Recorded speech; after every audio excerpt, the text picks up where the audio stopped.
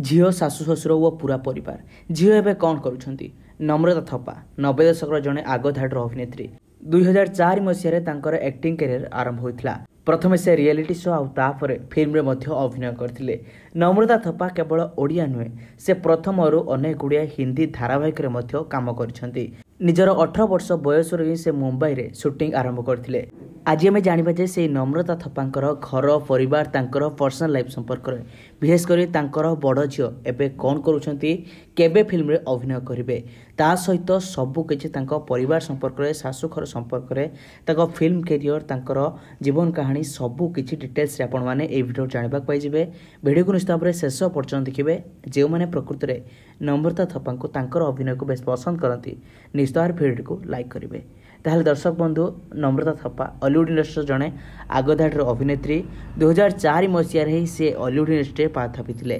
ता पूर्व से अनेक गुड़िया रियलिटी शो एवं हिंदी धारावाहिक काम करने आरंभ करते।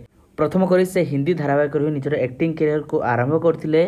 प्रथम एपिसोड थिला दूसरी दुल्हन जो धारावाहिक 18तम एपिसोड ही से नजर आसते। निकिता नाम से धारावाहिक नजर आसते और दर्शक मानक धारावाहिकटी बेस पसंद आसाला और यू कैरियर आरंभ होता। से निज कैरियर अनेक धारावाहिक तथा नागिन, कुछ अपनी कुछ प्यारे, बदलता रिश्तों की दस्ताना, तुम ऐसी ही रहना एमती पाखापाखि 15 रु अधिक हिंदी धारावाहिक काम कर 2004 मसीह आई लव यू चलचित्र जरिया से प्रथम करी अनुभव सहित हॉलीवुड इंडस्ट्री डेब्यू करते। यह चलचित्र पर कैरियर को अनेक सुनाम अर्जन कराई परवर्ती समय पाखापाखि 50 रु अधिक ओडिया, हिंदी ता सहित भोजपुरी चलचित्र में से काम कर सारी। वर्तमान समय जो देखिए से अनेक गुड़िया रियलिटी शो नजर आसुना मिलता कि से कुआडे आई लव यू 2 रे नजर आसवे किंतु सेमती किसी भी होई नथिला।